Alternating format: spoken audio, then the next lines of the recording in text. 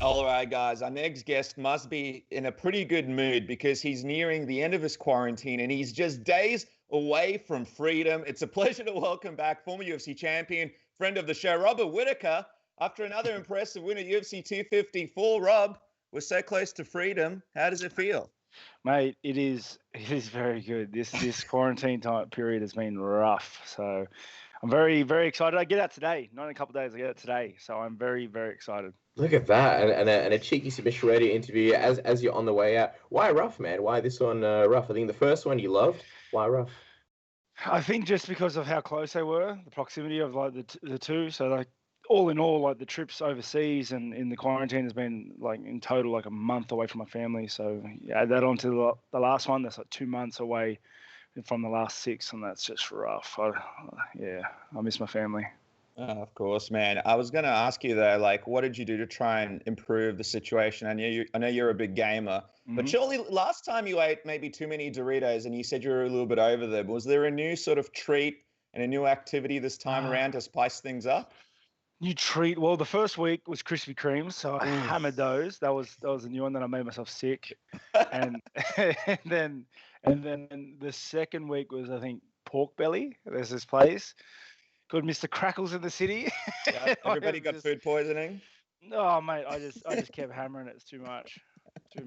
So there you go. So you're moving up to heavyweight for the next fight, right? At this point, whatever. We're gonna have to open up a new division. I have to open up a new one. Rob White. I was gonna say, man, 2020 was a funny year for a lot of people. But I know last time we spoke, you mentioned how lucky you were to sort of, be able to work and do your job and earn a living. And it was a great return for you this year. 2 big fights, 2 massive wins, 2 trips to Fight Island. How do you sort of look back on the whole experience and I guess 2020 as a whole now that it's just about over? Yeah, I feel funny saying it because 2020 for everybody is has a lot of negativity associated with it because it's a crazy year, it's a crazy time. But I'm very much a silver lining sort of guy. I try, you make the best out of everything you have, everything you're given. And honestly, 2020 was a pretty good year for me. Yeah, it was so great to see you back in there, man, and looking so good. And I was going to say, it was really cool also to see you and Jared kind of share a moment after the fight. And you guys took a photo together. Looked like you guys had a bit of a convo. What did you guys kind of speak about? It looks like you and Jared, you guys really sort of connected after this fight. 2 warriors. Yeah, well, we connected in that sense. Like I'm not inviting him to my birthday party, but no, definitely. I have a lot of respect for him. I think he's a good role model for the sport. He keeps himself with integrity. He stays true to his values, and I respect that a lot. Not only as an athlete and a warrior and a fighter, but as a person. I think he's an excellent role model in that sense. So after the fight, yeah, we just started talking about the fight, how hard it was. Just I told him what I'm saying now. Like, I think you're a role model of the sport. Keep doing your thing, man, and vice versa. Are you invited to the birthday parties, or is this just an exclusive for us? There's a lot of people not invited to the birthday party. We're not invited to the birthday parties now as well. We were invited before, from what I understand. Rob Bowles with a small crew. I have to ask though, man, last time we spoke about Khabib and you spoke to us about how much you respected him, what was it like being on the same card as him, especially considering that this seems like it was your last chance to do it as well? It was much like any other fight, to be honest. Didn't care, whatever. Yeah, exactly that. It was just much like any other fight. Yeah, because of the way the whole event was scheduled and planned and moved and how everything was streamlined in, you didn't really have any dealings with other fighters very much because obviously the social distancing, the whole COVID precautions. So it was, I honestly, it was no different. It was no different. Yeah, the best moment from the embeddeds was when you guys met each other and then he embarrassed you because he had the professional mask. And then you're like, what is this? What is this mask I'm wearing? The professional mask, like his one. The one where it looks like he's going to space. Yeah. Very important, those things. I had my economy ticket Eddie had mask on. So That's the way. That's that. That's to be fair, I think mine looked cooler anyway. yeah. I feel like Habib's definitely a guy that would be invited to the Rob Whittaker birthday party. I want to get your thoughts though. People are sort of, for shits and giggles discussing, GOATs, greatest of all times, guys like Anderson and John Jones. Your good friend GSP, who you like very much, sort of, on the short list. Where do you think Khabib ranks, now that it's all said and done? I think there's two sides of that. There's greatest of all time career-wise and greatest of all time in terms of just pure fighting prowess. I think greatest of all time would, as in fighting prowess, would be a very hard title to take if you aren't at the pinnacle of weight and physicality, because we're talking about pure combat ability. So, like the size does matter. I know there's a lot of things to say size doesn't matter. Nah, it matters, especially if you start mixing talent and everything else with it. So I think greatest fighter of all time would have to be John Jones. He'd have to be up there. I honestly cannot see someone as dangerous as he is in terms of just fighting ability. In terms of career-wise, then you're looking at Khabib and GSP and those guys, because they have had flawless careers. They have been outstanding role models and have set a beautiful example of what an athlete and fighter and warrior should conduct themselves as well as how they handle themselves throughout the course of their career. So that's my answer. Yeah, he's had such an incredible legacy. He goes in the octagon and stuff with some of the toughest guys in the world, and then afterwards people are like, well, that guy wasn't even any good. He should fight someone else, because he just makes it look easy, Yeah, and the biggest thing is this: it's like everybody knows what he's going to do. Everybody knows what he's going to do. They know what his biggest strengths are. They know what he's going to bring, what he's bringing to the table, because he does the same thing every fight. But nobody can stop it, and that to me is ridiculous.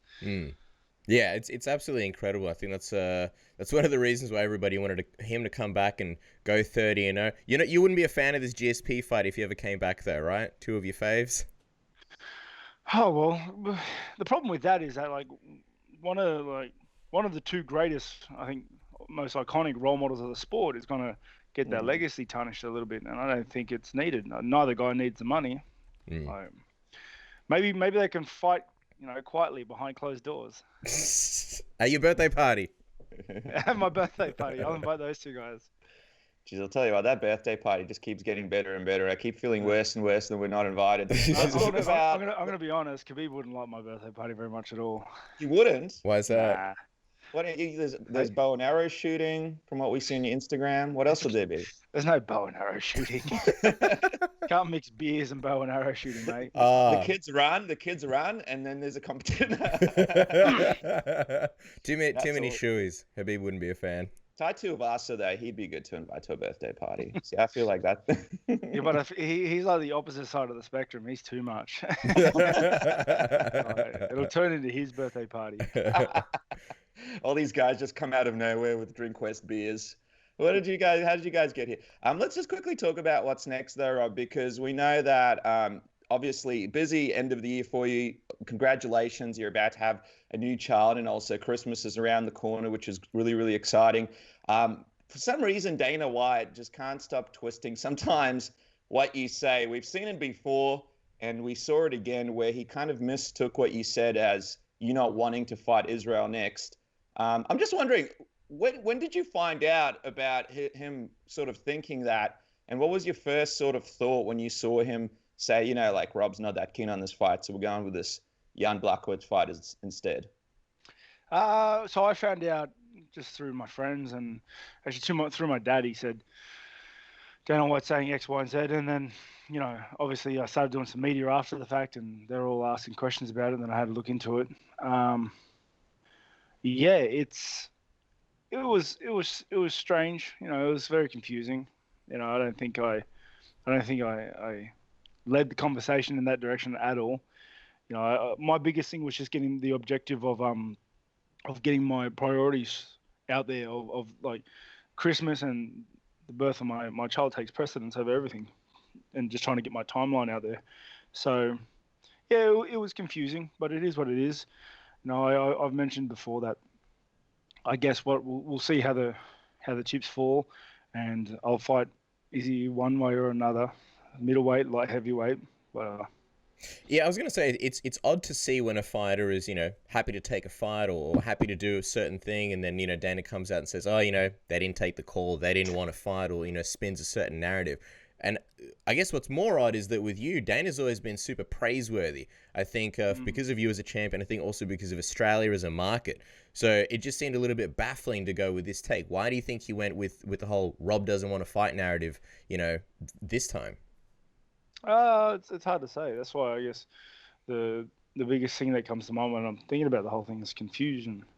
It's I guess the only thing that I can point to is that he wanted that Yarn fight to happen, which makes sense. And yeah, that's the only thing I can think of. Unless he really did take my words the wrong way, in which case then it is what it is. I think the other funny thing about saying that, you didn't want to fight is when you look at your resume, you're fighting killers in the division before you were even champion. It kind of speaks for itself.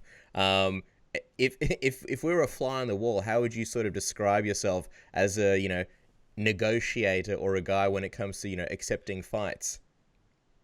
Like you guys just said it, does it look like I say no to fights? Fought Yoel Romero twice, so yeah, look at it. Especially since that second time I didn't need to fight him because he missed weight.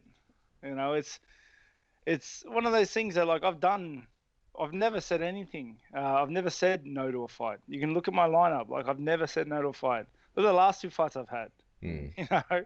Like it's those things that like I've had almost nothing to gain if you look at it in a light of just moving up the ladder and playing the game, if you would. But it is what it is. It is what it is. My priorities stand straight. I'm going to enjoy Christmas and see the birth of my new child, and I'm very, very excited for that. And then whatever happens after it, happens after it. I can't change it. I can't control it, so I don't care. And I think also people don't realize that when you say that, it's not that you don't want to fight Israel. It's because, you want to focus on these things that are happening in front of you. And you're not saying you don't want to fight someone. You're just saying, hey, like I got these things happening. I got Christmas. I got my child. I don't want to be thinking about a fight. Well, I got these really monumental things happening in my future. And it's really good for your mental game as well. Just take a little bit of a break. It doesn't make sense from that perspective to be like, oh, I'm fighting Israel next when it's not even happening. But I'm curious, man. I mean, we've seen Dana kind of misunderstand you before on a couple of things. Is it a situation where, I know you have your great manager, Titus, is it a situation where you'd be keen to have maybe even a conversation with him sometime in the future, clarify some stuff and catch up and sort of have a face-to-face with him? I know some other guys do it in the company as well. A face-to-face? Well, I live in Australia, so... Yeah, a face-to-face time. Yeah, face-to-face time. Yeah, I don't know. Honestly, I have a lot of faith in my management. Titus is a great guy, and he's done a lot of good things for me, so I'm just going to leave it to him, as well as he corresponds with my team very well, and they talk. So I have a lot of good guys looking after me. I have the utmost faith in leaving it to them to deal with it. Like I said before, my priorities are my family and enjoying this period and my new child. So honestly, that's all I'm thinking about. That's all I need to think about. I'll fight Izzy and Jan at the same time after March. Like I don't care. I just want to enjoy why I fight, which is the biggest shift I've had in my headspace and everything this year. I think it's smart from your perspective as well, because we all remember what happened at UFC 248 when you were originally scheduled to face Jared, and that's when you had the burnout. And that was, I want to say, around the same time. I think that was scheduled around January or so. So to see you now taking the time off to spend, the birth of a new child, it's not a small deal. So it makes a lot of sense. One last thing on it from me, though. If hypothetically you weren't expecting a new baby, do you think it would have even made a difference? Let's say you were available to fight by the end of the year. It looks like Israel was going to focus on junior fight anyway. Do you think it would have made a difference even if you were available? It's hard to say, because obviously this Christmas period is very important to me. Like I have 3 young ones at the moment, and they froth on Christmas. You can imagine. You can imagine. As well as I took these 2 fights in like relatively close, and I mentioned at the beginning of the podcast, beginning of the interview, that in total I've spent 2 months away from my family and my kids, and I don't know if I want to spend that time away this year again. If I want to spend another month away from my family, my beautiful kids, it's hurting this second time. It really is, and like I mentioned a second ago, it's very important for me because I understand why I'm fighting, and it's very important for me to enjoy why I'm fighting, to enjoy that. There's no point in doing everything for my family if I don't spend time with my family. Yeah, 100%. I think that's understandable. But also the point I was trying to make is I don't think Israel is necessarily available by the end of the year anyway. So whether you were available or not, in a way, wouldn't have made a difference. So Okay. this notion of like, Rob didn't want to fight, or like Rob wasn't available because he wanted to spend time with his kids doesn't really make any sense. Dana White needs to be tuning into this interview right now. I feel we're explaining a lot of stuff. No, he's all right. He's a good businessman.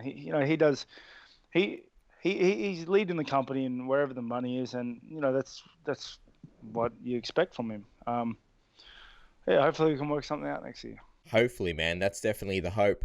Speaking of working things out, you don't need to work out your next beard trimmer and groomer because Manscaped have the Lawnmower 3.0, which they are giving away with 20% off with the code submission over 7,000 RPMs. That is a powerful little motor. It is waterproof, LED light, and it's got the quiet stroke technology. Nothing more safer than Lawnmower 3.0 from Manscaped. Isn't that right, Dennis? Yeah, man. And right now you can get the perfect package 3.0, which includes the trimmer, but also a whole bunch of goodies and 2 free gifts. And check this out, the Shed travel bag right here. This thing feels primo. It comes for free with the perfect package 3.0. Jump onto manscaped.com. Use the code word submission. Get 20% off and free shipping. Nothing better, Cass.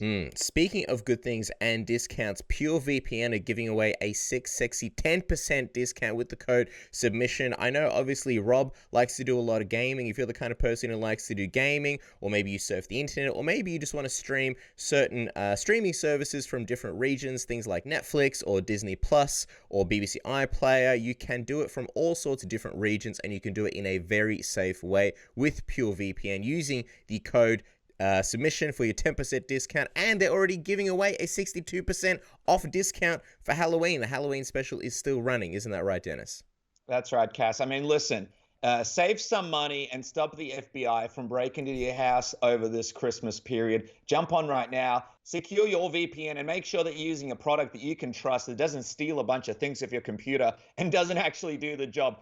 Go to purevpn.com/submission now. Use the code word submission, save money, and check out all the hottest shows over the summer period here in Australia and all over the world. But Rob, with that said, just talking about Israel Adesanya, I mean, he was on the show last week and we brought up the fight, and he was just saying that he's a lot more excited to fight Jan than he is to rematch you, and that fight doesn't really excite him. And we've heard that from a number of people before that. The rematch doesn't really excite. Jared Cannonier excites Israel, but the rematch with Rob doesn't really excite him.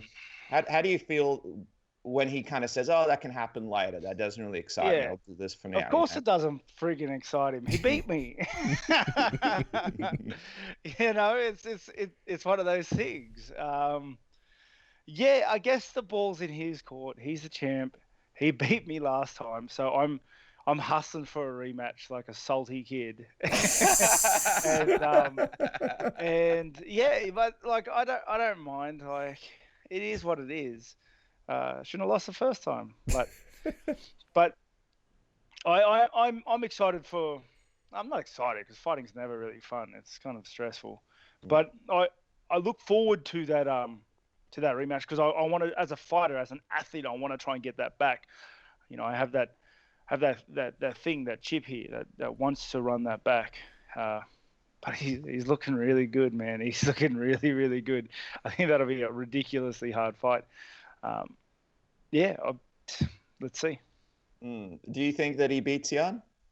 Yeah, I do. I think he's just his striking is just so much better. I think Jan's got that big power, but Israel doesn't really get hit that much. I think this is a picture-perfect time for Izzy to try and take that belt away from the division, for sure.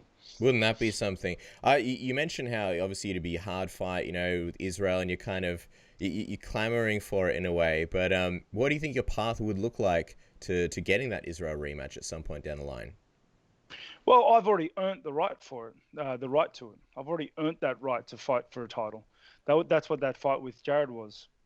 It was that fight was #1 contender, and everyone.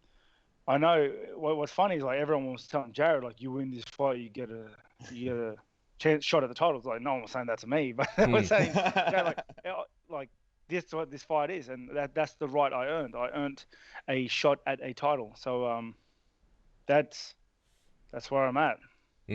What would happen if I mean, you're right, you beat Jared, that was the #1 contender fight. If say next year comes March or whatever, and the UFC offers you a fight that isn't for a belt, what happens then?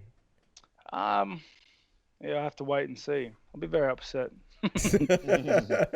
Understandably so. Did you say that you would consider going up to 205 to fight Israel Adesanya?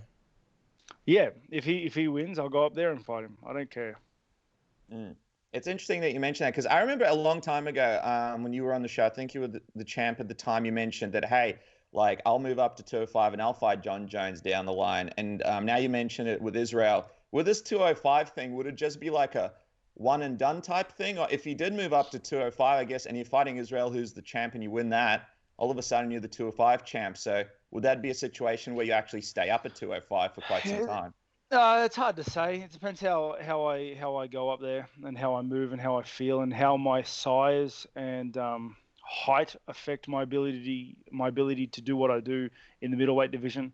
Because right now I think I'm hitting like a lot of nice levels of where my height is still not a huge disadvantage against the taller guys, but I still have speed and power and all that. Whereas the guys in light heavy are big boys. So yeah, there's a lot of thought process that needs to go in it. And were there times where you thought about it, like when you were the champ, and were you and the team always sort of looking at, hey, maybe one day 205, like we'll give this a crack? Every time I diet and cut weight, I think about moving up. What is your walking around weight normally, Rob? You don't seem like the biggest cutter, but what's your walking around weight? 97 kegs. 97 kegs. What's the poundage on that one? You'd be close to 200 pounds, right? 215. 250. Oh wow. How much weight do you actually cut during the week itself once you're all dieted down? Not that much at all. Maybe the week itself, maybe 12 pounds, maybe. Interesting.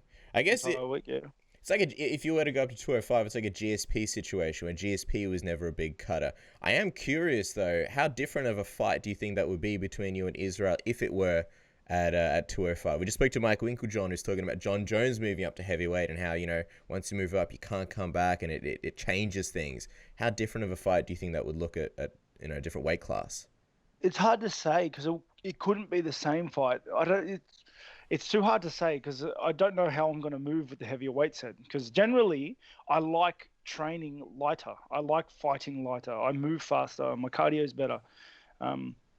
It's very hard to say. It's very hard to say. I'll have to make some adjustments to my body in order to try and get that speed going and that cardio and movement at a heavier weight.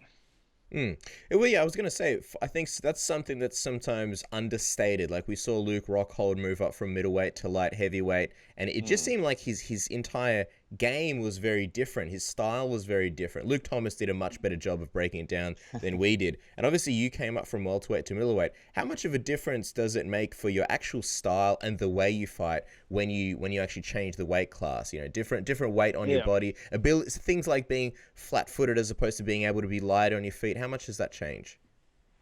Everything. So like when I get back into the grind and the hustle of the gym, and I'm at a heavier weight, I can't bounce and move like I did with fight week. It's just not. I can't do it. Your body can't do it. I can't sustain any sort of bounce on my toes because my calves blow out, my legs blow out. Like I don't have that sort of speed. And my grappling's different too because I feel restricted. My body's not moving as freely as it was because there's more weight. There's more of me. it's very. That's why you need to adjust to the weight limit. You need to adjust to the division to get your body in that balance, in that harmony. So it's very hard to say how I would do at 205. I think I would be all right.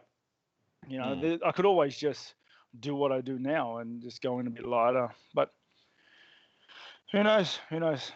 I'm deceivingly heavy, but you might have to move up to heavyweight and fight Israel Adesanya there. Can you imagine? That's a lot of Doritos during training camp and Krispy Kremes. Let me quickly ask you though, if Israel does fight Jan and becomes champ, then it kind of looks like the UFC are going to try and push this John Jones fight, which means he'll probably be out of action for quite some time. Do you think if he's away from the middleweight division, maybe for that whole year or something, there's sort of a theory there that possibly you could maybe fight for an interim title while he's away? And would that sort of sweeten things a little bit for you? If it is in the Israel fight, at least it's, I suppose, for an interim title, which I suppose means something, kind of, in the UFC. Yeah. My biggest thing is after beating Jared, I earned a right to a title shot, and that's what I want. So yeah, I don't care. I know Paulo Costa's come out and said that a fight between him and you is very, very close to becoming a thing. Is there any truth to that, Rob?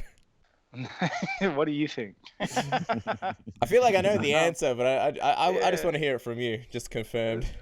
Yeah, no, I haven't heard anything about anything. Did he say for December? There's no way I'm fighting in December. No way. Bit of fake news. I wasn't going to fight for a title in December. I'm not going to fight him. No, there's nothing happening. Yeah, it's interesting because also in the division now, I don't know, did you see Darren Till's out? He's not fighting Jack Hermanson anymore. It's going to be him versus Kevin Holland. So I guess that kind of isn't as big of a fight as it was before, but I guess it's interesting to see what happens next. As we wrap up, Rob, though, I have to ask you, Christmas is coming up, and this debate is probably more important than this GOAT debate that we brought up at the start of the interview. What is the Rober Whittaker top 3 Christmas movies of all time as we go into the period?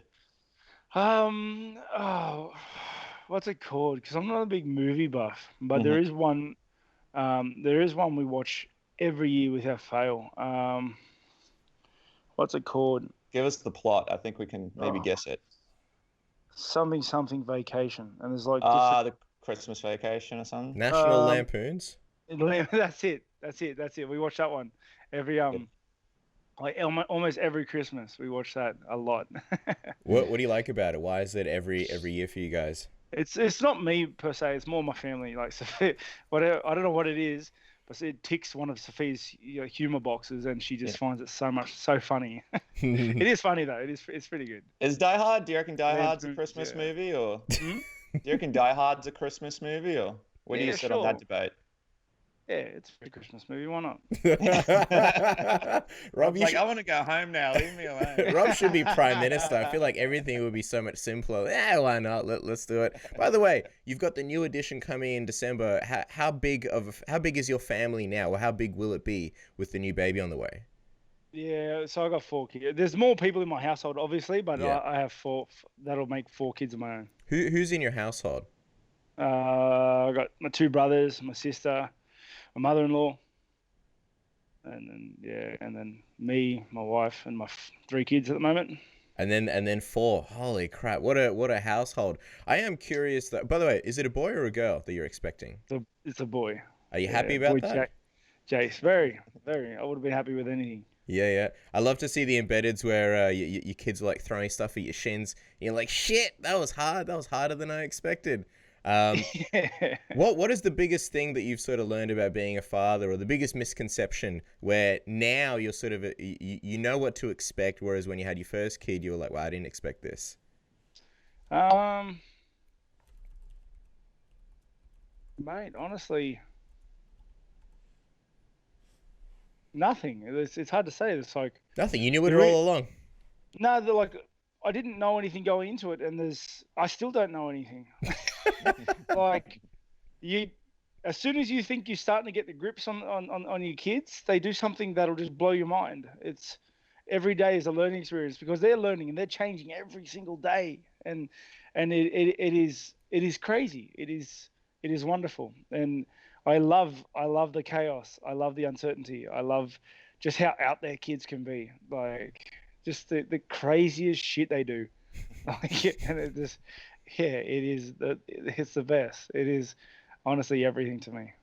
All right, Rob. Well, we won't stand in your way of seeing your family. I think you're almost done now. So I think you've deserved yourself a pretty special Christmas, guys. Make sure to follow Rob Whittaker MMA on social media. I think there were some Bobby Nubcool t-shirts that are up for 24 hours, and hopefully there'll be some other merch that comes up around Christmas. Get your Robert Whittaker merch and look sweet in Australia during summer. Rob, we can't wait to see what's next. Congratulations on an amazing 2020, man. Go enjoy these holidays with your family. You certainly deserve it. Thank you so much. Appreciate it, guys. Always good to be on.